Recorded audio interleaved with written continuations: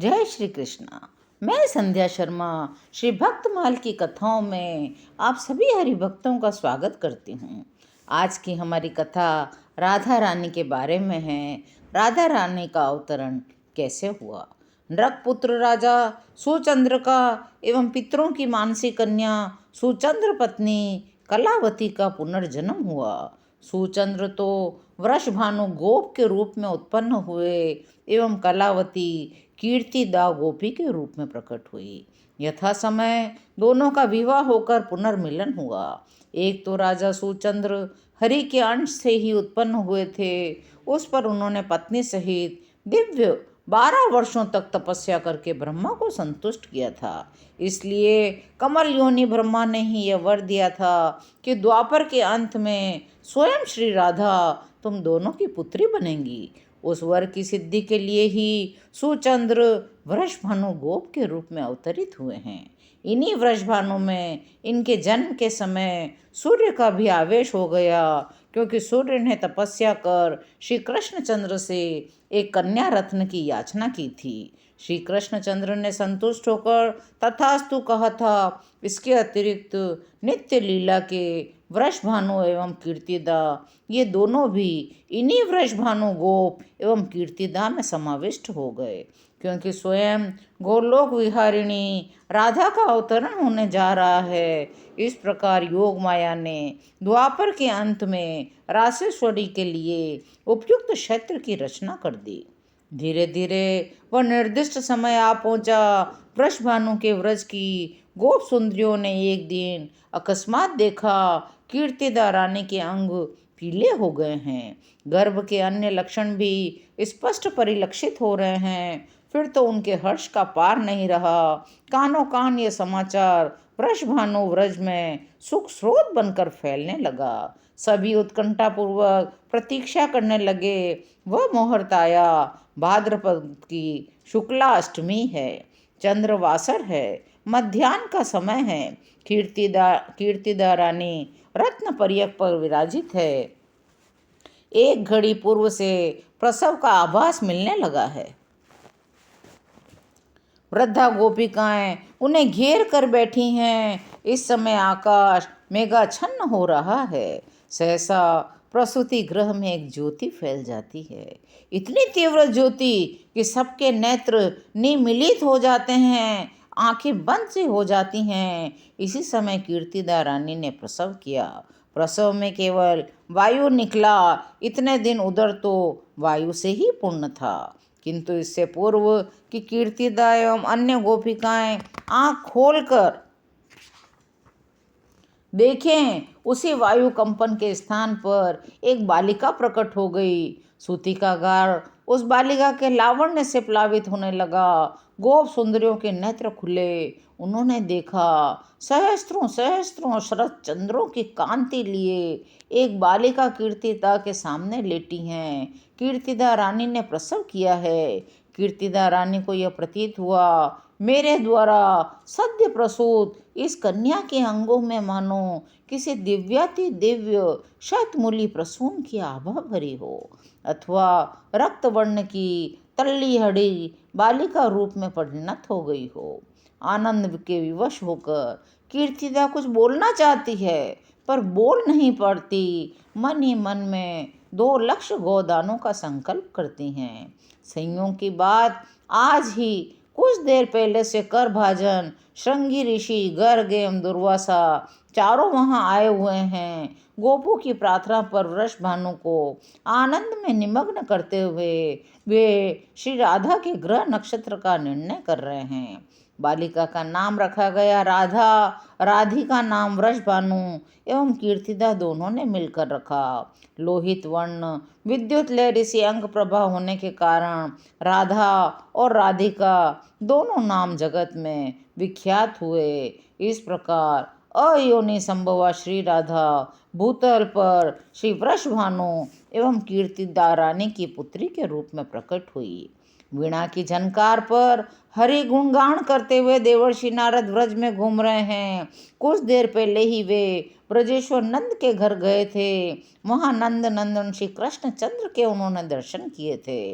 दर्शन करने पर मन में आया, जब स्वयं गोलोक विहारी श्री कृष्णचंद्र भूतल पर अवतरित हुए हैं तो गोलोकेश्वरी श्री राधा भी कहीं न कहीं गोपी रूप में अवश्य आई है। उन्हीं श्री राधा को ढूंढते हुए देवर्षि नारद व्रज के प्रत्येक ग्रह के सामने ठहर ठहर कर आगे बढ़ते जाते हैं। देवर्षि का दिव्य ज्ञान कुंठित हो गया है। सर्वज्ञ नारद को श्री राधा का अनुसंधान नहीं मिल रहा है। मानो योग माया देवर्षि को निमित्त बनाकर राधा दर्शन की यह साधना जगत को बता रही हूँ। पहले श्री कृष्ण चंद्र के दर्शन होते हैं, उनके दर्शनों से ही श्री राधा के दर्शन की इच्छा जागृत होती है। फिर श्री राधा को पाने के लिए व्याकुल होकर व्रज की गलियों में भटकना पड़ता है। घूमते घूमते देवर्षि वृषभानु के प्रासाद के सामने आकर खड़े हो जाते हैं। वह विशाल मंदिर देवर्षि को मानो अपनी ओर आकर्षित कर रहा हो। देवर्षि भीतर प्रवेश कर जाते हैं। वृषभानु गोप की दृष्टि उन पर पड़ती है। वे दौड़कर नारद जी के चरणों में लौट जाते हैं। विधिवत पूजा अर्चना करके देवर्षि को प्रसन्न अनुभव कर वृषभानु गोप अपने सुंदर पुत्र श्रीदाम को गोद में उठा लाते हैं और लाकर मुनि के चरणों में डाल देते हैं। बालक का स्पर्श होते ही मुनि के नेत्रों में स्नेह से अश्रु भर आता है। अपना आंसू पहुँचकर उसे हृदय से लगा लेते हैं। फिर बालक का भविष्य बताते हुए कहते हैं, वृषभानु सुनो, तुम्हारा यह पुत्र नंद नंदन का बलराम का प्रिय सखा होगा। तो क्या रासेश्वरी राधा यहाँ भी नहीं है? वृषभानु उन्हें तो लाया ही नहीं। यह सोचकर निराश से देवर्षि जब चलने को उद्यत हुए तब वृषभानु ने कहा, भगवान मेरे एक पुत्री है, सुंदर तो वह इतनी है मानो सौंदर्य की खान हो, कोई देव पत्नी इस रूप में उतर आई हो। परंतु आश्चर्य यह है वह अपनी आंखें सदा ही बंद रखती है। हम लोगों की बातें भी उसके कानों में प्रवेश नहीं करती, उन्मादिनी सी दिखती रहती हैं। हे भगवतम, श्री चरणों में मेरी ये प्रार्थना है, एक बार आप अपनी सुप्रसन्न दृष्टि उस बालिका पर भी डालकर उसे प्रकृतिस्थ कर दें। आश्चर्य में भरे नारद वृषभानु के पीछे पीछे अंतःपुर में चले जाते हैं। जाकर देखते हैं स्वर्ण निर्मित सजीव सुंदरतम प्रतिमा से एक बालिका भूमि पर लौट रही है। देखते ही नारद का धैर्य जाता रहा। अपने को वे किसी प्रकार भी संवरण न कर सके। दौड़कर बालिका को उठाकर अंक में ले लिया। एक परमानंद सिंधु की लहरें देवर्षि को लपेट लेती है। उनके प्राणों में अद्भुत प्रेम का संचार हो जाता है। वे बालिका को गोद में लिए हुए ही मूर्छित हो जाते हैं।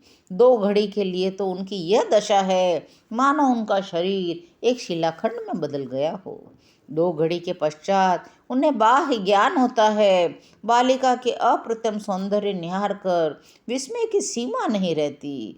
वे मन में सोचते हैं, ओह, ऐसे सौंदर्य के दर्शन तो मुझे कभी नहीं हुए। मेरी अबाध गति है, सभी लोकों में मैं स्वच्छंद विचरता हूँ, ब्रह्मलोक, रुद्रलोक, इंद्रलोक, लेकिन इस शोभा के सागर का एक बिंदु भी मैंने नहीं देखा।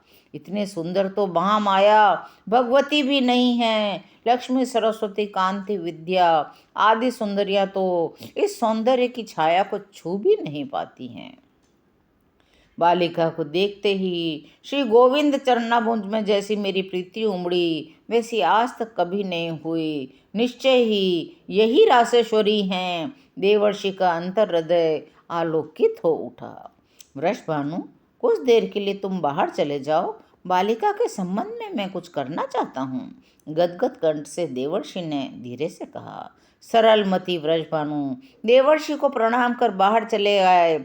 एकांत पाकर नारद ने श्री राधा जी से कहा, देवी, महायोगमयी, महाप्रभामयी, माहेश्वरी, मेरे महान सौभाग्य से न जाने किन अनंत शुभ कर्मों से रचित सौभाग्य का फल देने तुम मेरे दृष्टिपथ में उतर आई हो। देवी, तुम ही ब्रह्म हो। सच्चिदानंद ब्रह्म के सत अंश में स्थित संधिनी शक्ति की चरम परिणति विशुद्ध तत्व तुम ही हो। विशुद्ध सत्वमयी तुम में ही चिदंश की संवित शक्ति, संवित की चरम परिणति, विद्यात्मिका पराशक्ति, ज्ञान शक्ति भी तुम ही हो। तुम ही आनंददायिनी हो। तुम ही हृदय को उल्लासित करने वाली हो। तुम्हारी एक कला का भी ज्ञान ब्रह्मा और रुद्र तक के लिए भी कठिन है। श्री कृष्णचंद्र की आनंद रूपिणी शक्ति तुम ही हो। तुम ही उनकी प्राणेश्वरी हो। हे देवी, जब तुम्हारा इतना बालक रूप भी ऐसा विश्व मोहन है, तब तुम्हारा तरुण रूप कितना विलक्षण होगा। कहते कहते नारद जी का कंठ रुद्ध होने लगा। प्राणों में श्री राधा के तरुण रूप को देखने की प्रबल उत्कंठा बढ़ गई। वे वहीं पर टंगे मणि पालने में राधा जी को लिटा देते हैं, बार बार प्रणाम करते हैं। नारद जी के अंतर हृदय में मानो कोई कह रहा है, देवर्षि श्री कृष्ण की वंदना करो, तभी श्री कृष्ण प्रीतमा के नेत्र तुम्हारी ओर फिरेंगे। तब देवर्षि श्री कृष्णचंद्र की जय जयकार करने लगते हैं। इसी समय दृश्य बदल जाता है। मणि पालने पर विराजित वृष भानु कुमारी अंतर्निहित हो जाती है और नारद जी के सामने किशोरी श्री राधा का आविर्भाव हो जाता है। आज की कथा यहीं विराम लेती है। शेष कथा अगले अंकों में। जय श्री कृष्ण।